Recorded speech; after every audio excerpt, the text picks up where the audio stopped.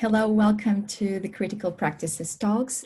This is a series of monthly conversations with researchers and practitioners in the field of art, curating, critical theory, and museum studies. These conversations explore the capabilities of practice to produce knowledge, advance critical inquiries, and intervene in society. My name is Carolina Rito. I'm professor of critical practice research at Coventry University in the Center for Art, Memory, and Communities. Before I introduce our guest speaker, I want to remind you of our two previous talks. The first one was with colleagues at the Center for Arts, Memory, and Communities at Coventry University, exploring the breadth of artistic practices in the center and also how our practices were affected by the COVID-19 outbreak.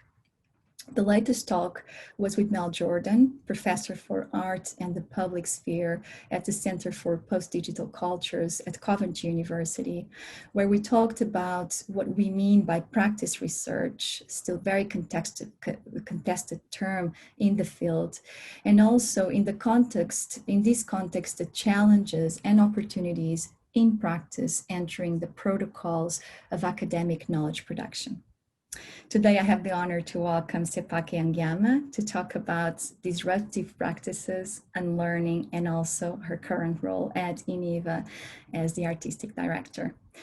Sepake is the new Artistic Director of INIVA in London since January 2020.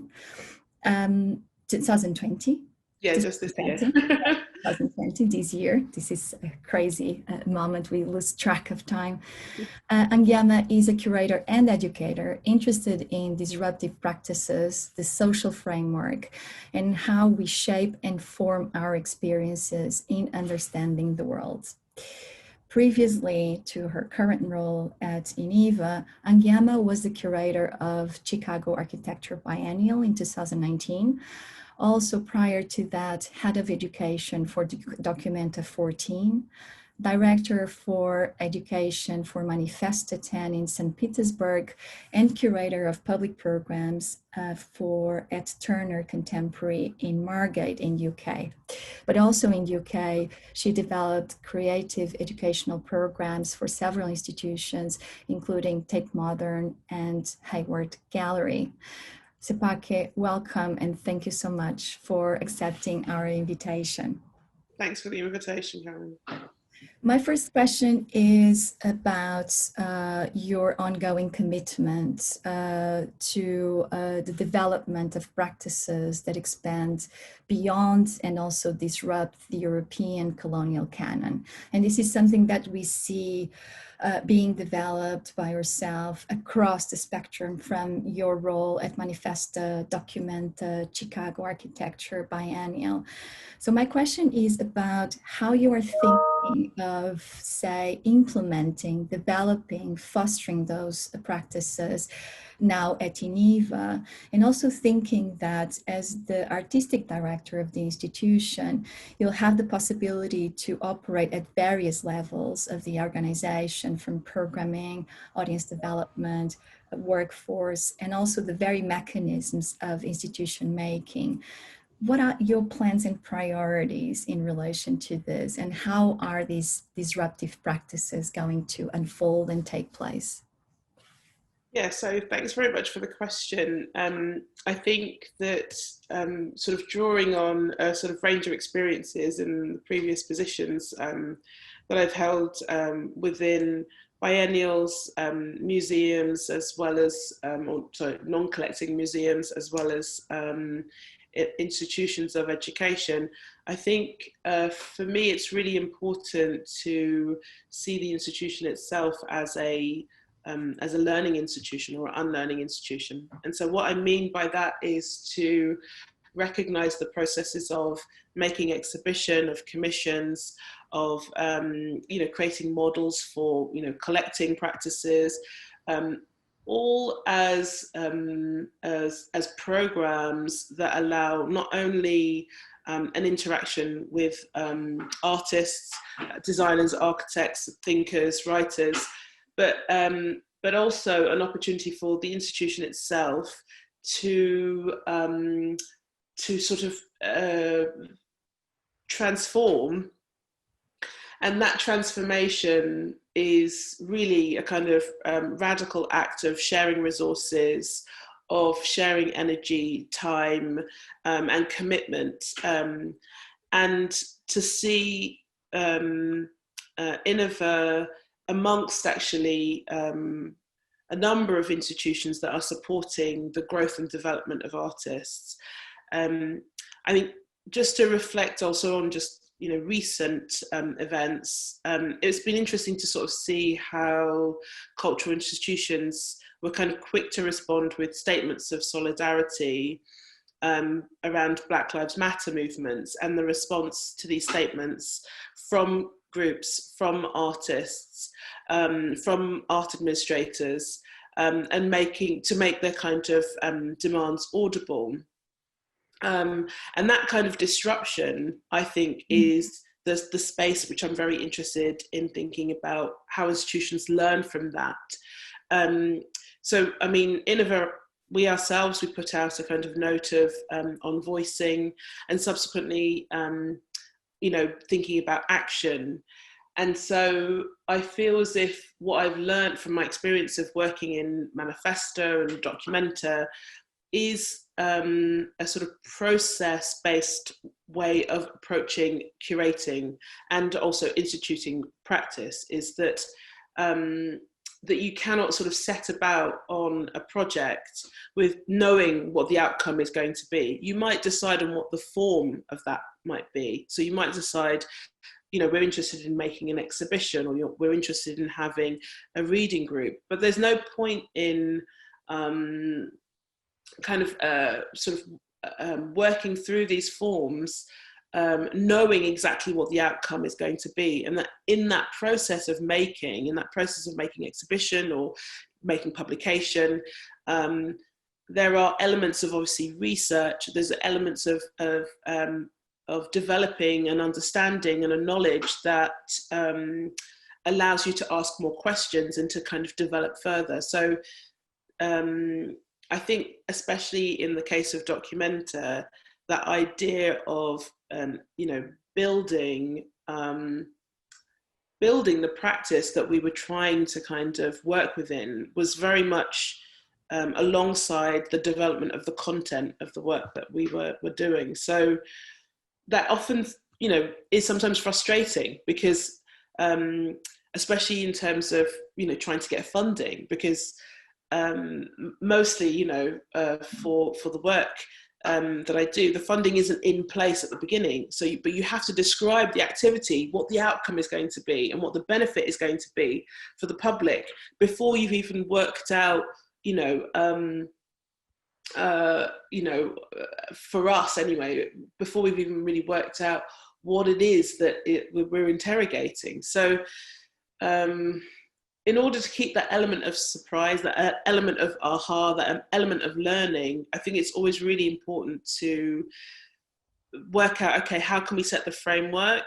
How can we set maybe a strategy or a methodology, but to allow, hopefully, the process to reveal, knowledge that you weren't necessarily expecting to learn along the way. And those are the things I hope to kind of bring into INIVA, is to think very much about how you can bring artists, curators, other thinkers into almost a kind of research trajectory of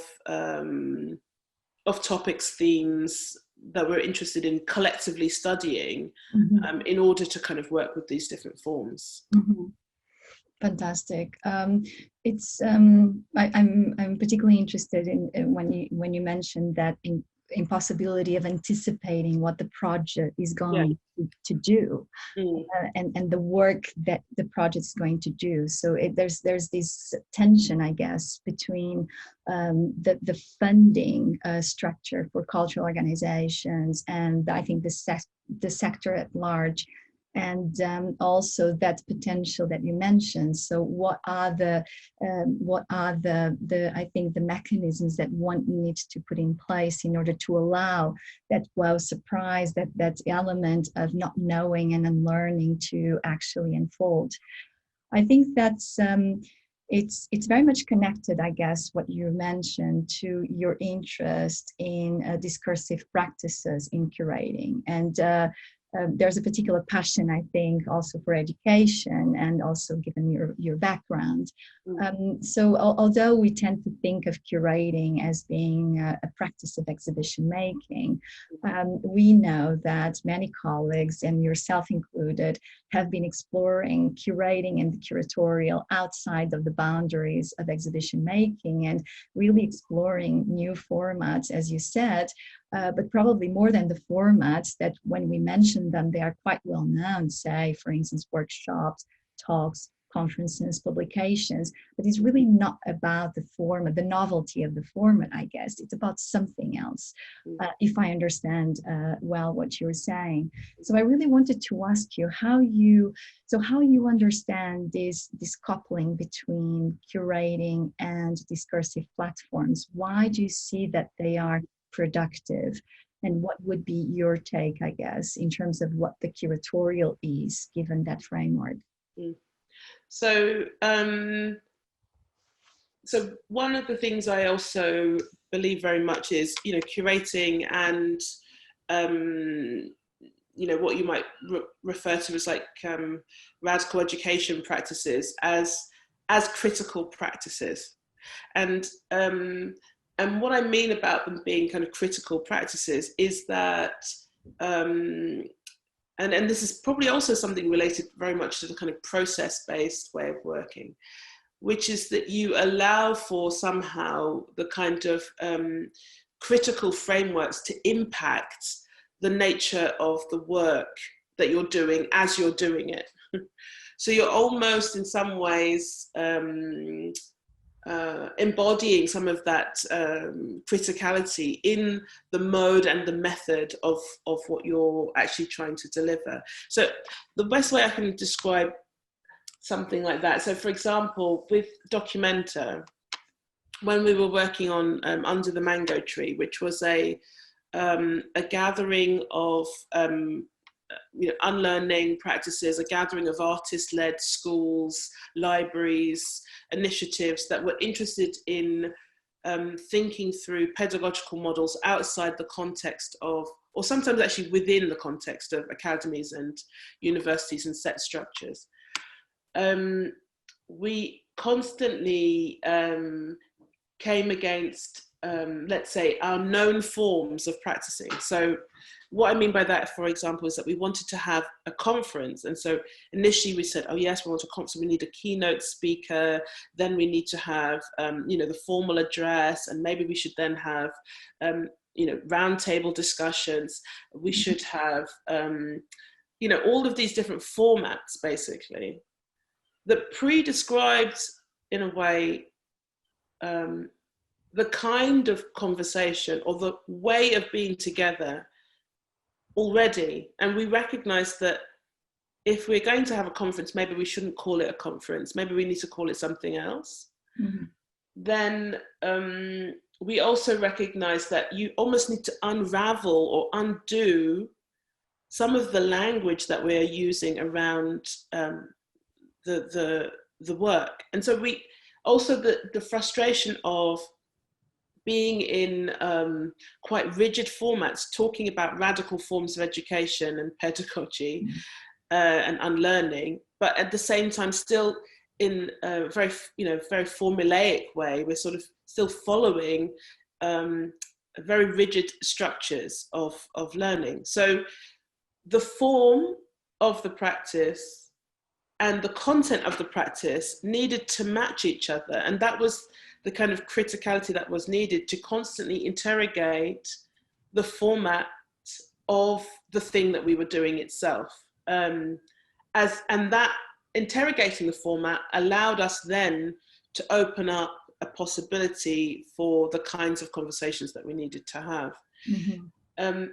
That obviously becomes more and more complicated.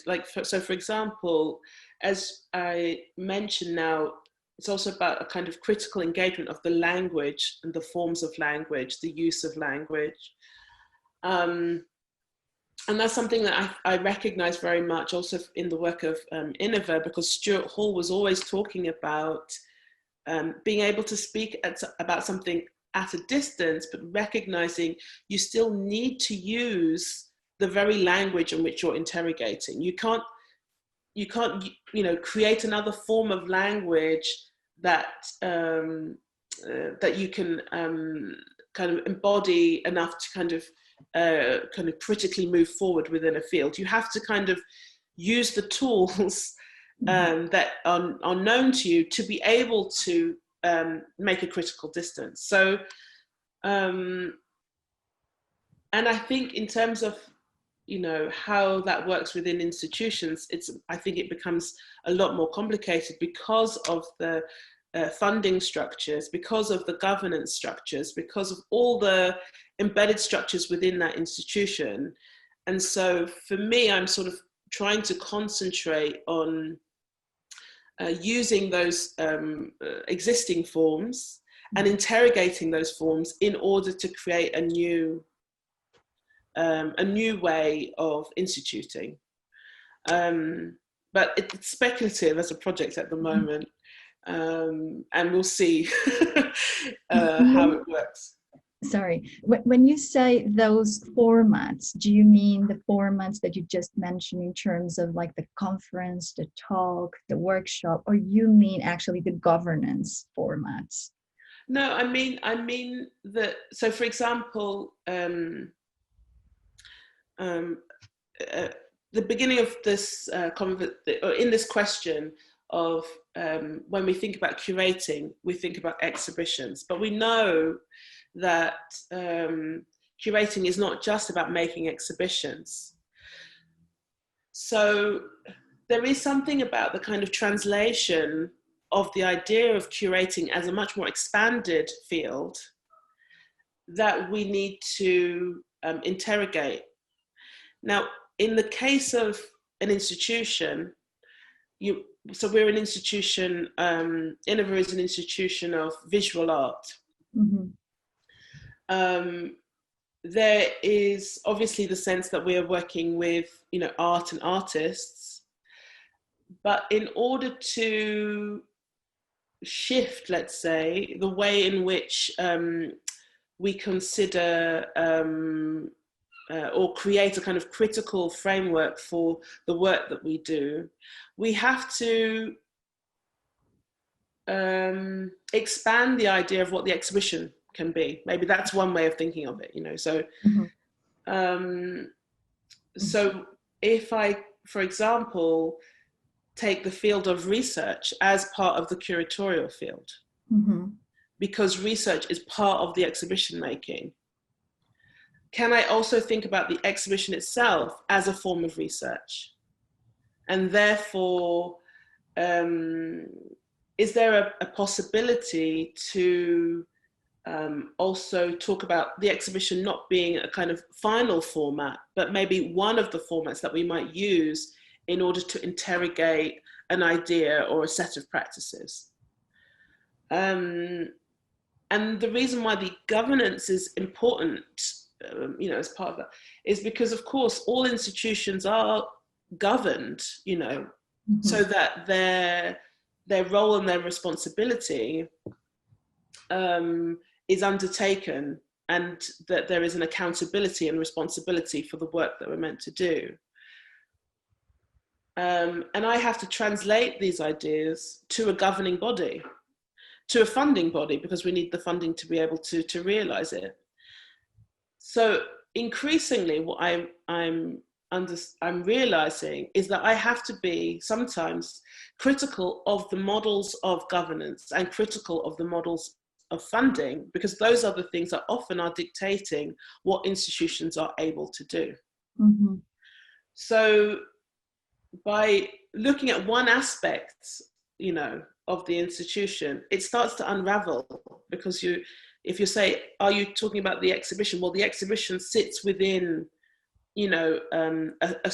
infrastructure, and then you have to kind of really actually interrogate the infrastructure that you're working with at the same time as producing something within that structure. and this is it's a kind of, I think for me, I found that it's a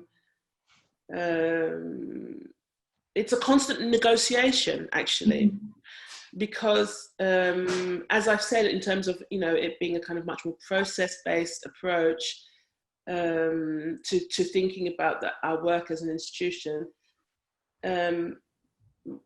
and I'm working with known forms, but I think through working with those known forms, we get to a place of working with unknown forms, but we have to work within the structure that we have. That's my take. Other people would say, no, just completely get rid of that structure and we build our own. But I'm very interested in working somehow within the epistemes, within the constructions, and almost sometimes in a parasitical way, in order to kind of transform the forms in which we're working with. Mm-hmm.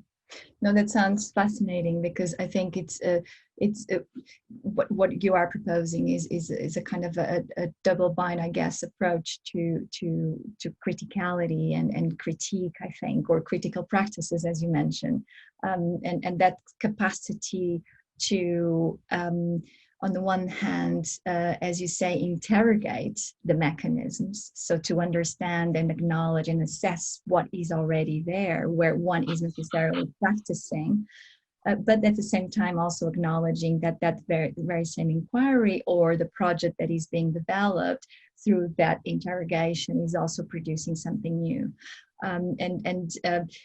As you know, this is a kind of a long debate, isn't it, about critique of critique, and some people being very reluctant or critical in terms of how a critique has been kind of lost its own currency, and saying that it's not propositional enough, it's just sitting back and criticizing the mechanisms. But actually, I completely agree with you. I think there's a very strong force there in that very gesture of acknowledging, assessing what's there, what's existing, and at the same time bring on top of that, or through that, or alongside or nearby, something that can be propositional of a different political imaginary. Absolutely.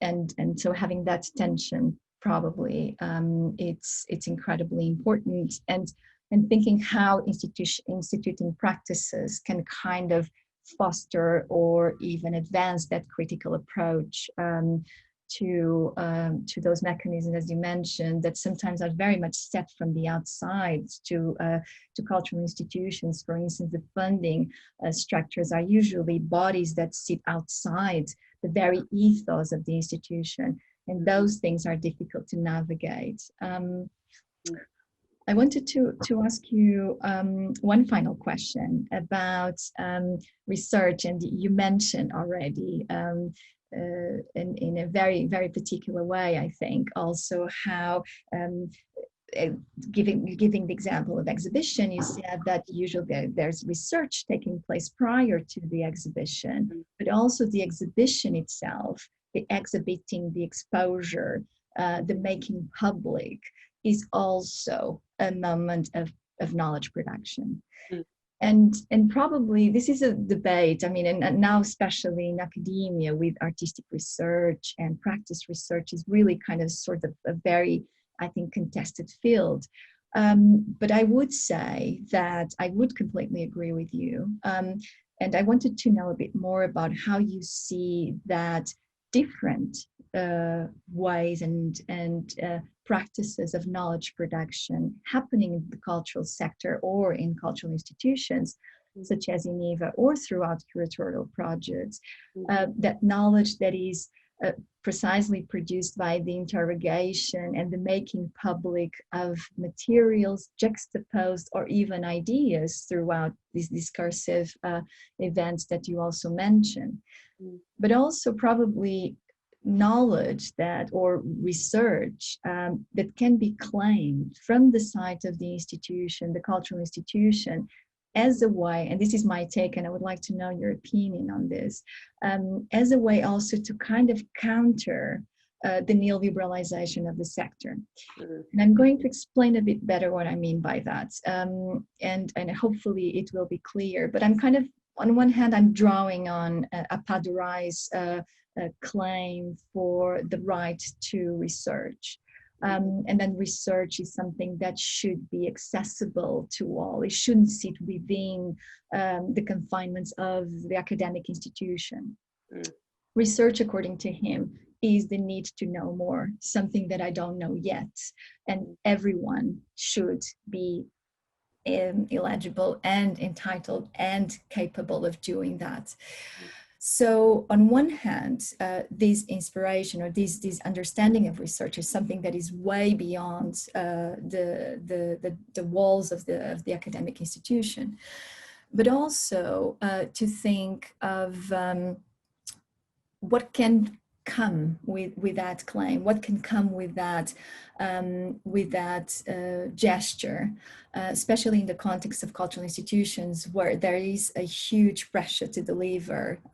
There's a program to deliver all the time. New and novel and fashionable ideas are emerging all the time. They almost need to be captured by every single cultural institution. And again, if we think of funding and how funding is also governed by those, yet another novelty that needs to be tackled, etc. So on one hand, I think that idea around time and also how this can probably slow down. I'm not claiming here like a slow research or a slow programming approach. I'm thinking more in terms of the capacity to delve into a particular topic in a longer period of time, instead of being just during that exhibition that takes 3 months, or that particular public program for 2 weeks, the capability, the possibility of extending that inquiry, and also generating audiences through that same interrogation, instead of thinking that cultural institutions know what audiences are, and the segment, especially the segmentation, this is incredibly problematic in terms of defining things prior to the actual program, I think.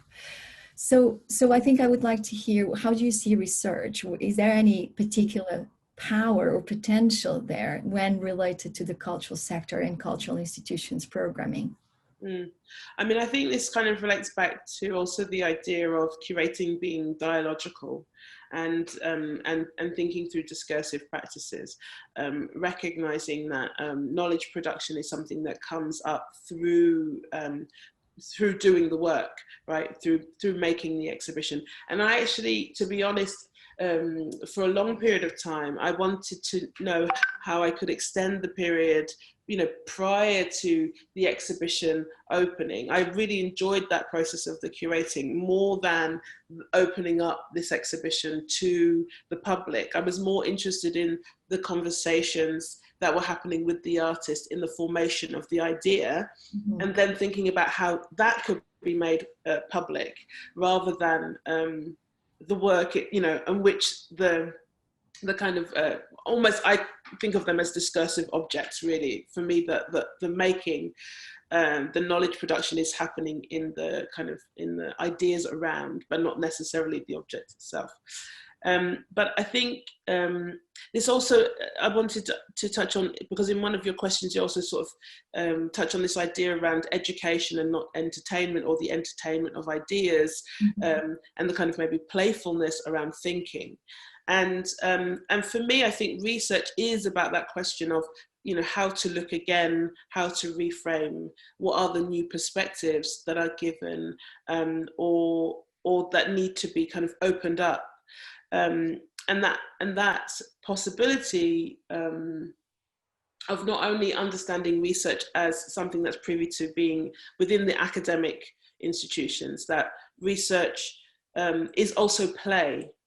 And so if we could accept this idea that research is also play, and the playing with ideas, playing artistically, allowing for the mess and for something to emerge out of the mess.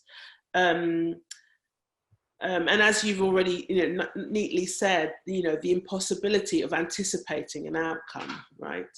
You might have certain kinds of parameters that you put into play, but really your that exploration, that research is is the opportunity to test out an idea, you know, that you might have a kind of hypothesis of whether a specific period in time chimes with a certain kinds of forms of creation, or it could be even just thinking about in a way, it's really about speculating on the unknown. That's what I really think research actually is. But I think within, let's say, the realm of cultural institutions, you pointed to the fact that there is an expectation of institutions to know, you know, that they should be dealing with the known, and that their role, if anything, should be on educating others on what is known, as opposed to inviting a public to think with, to look again, to reframe. I think it's much more about, there is much more a sense that of knowledge being a bit more finite in that way. And I think in our current climate, and I've said this openly to many institutions, that we need to be prepared in some ways to maybe be vulnerable, because within that vulnerability, we can accept that there's something that we don't know and that we would like to know.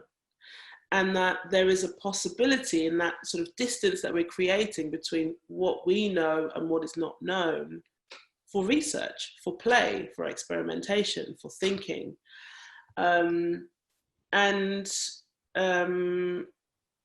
I feel as though, because we are on this kind of treadmill of production, that space for research is often reduced.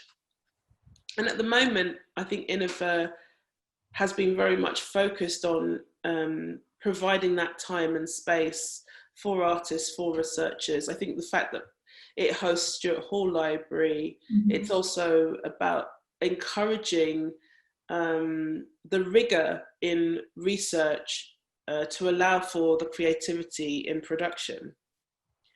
And obviously, when I'm sort of talking about research there, I suppose it is the research of looking, it's the research of reading, but I also like to think about research as a form of collective study that allows for multiple perspectives. And that's why I really enjoy seeing within cultural programs, you know, reading groups, or you know, those opportunities to respond to material, and that's the institution thinking alongside the public. And I think that's a really beautiful sentiment. I think the other aspect specifically for INIVA, but I'm sure this is also the same for other cultural institutions, is that how you know, over the years of cultural production, that the institution amasses a kind of archive, and that archive becomes in some ways you know, a wealth of material within itself. It's almost the brain of the institution. It's the retention of the institutional knowledge in one form that allows for an interrogation and a continuation of practice and dialogue and further research. And I guess I realize as well that you know, the kind of role of institutions like INIVA, but also, I guess, specifically research institutions within academic bodies. So there's, like, for example, the Institute for Decolonizing Art, which is led by Susan Sweepan Locke, and the potential that the research that they develop is often fed back to institutions in order for them to rethink the way in which they might have their collecting policy, or the way in which certain exhibitions are interpreted. I think seeing research as something that's generative and not finite, and that also can contribute to the kind of critical progress of curating an institutional and artistic practice, Mm-hmm. is where I would like to see research positioned, because I think it's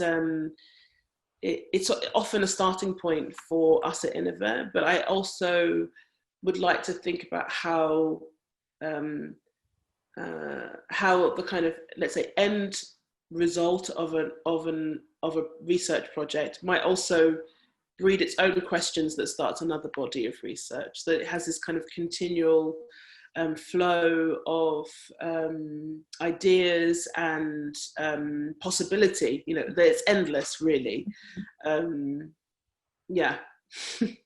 I think that there's something incredibly, I think, well, inspiring, at least for me, from what you said, in terms of what is this site for speculation in the unknown. And I think that across sectors, be it academia or cultural sector, there is, or even in society at large, eventually, there's some sort of nervousness when the exposure to the unknown, or even just like when the unknown is foreseen in the near future. And I think some resistance, and maybe the resistance is the funding applications. Tell me what you're going to be doing in the next years. And how that becomes quite prescriptive, and really counter the flexibility that you just mentioned, the flexibility of unlearning and learning otherwise. Because if we need to determine what that is prior to the experience, that's absolutely impossible. It's kind of betraying the process itself. So definitely, I think this idea around speculation in the unknown, and also probably learning how to feel uncomfortable in a productive way, it's something that I definitely take from this conversation. Sepake, thank you so much again for your time and generosity. Oh no, thank you. It's been really great to think through some of these questions with you. Thank you so much. Have a nice day. Okay, thank you.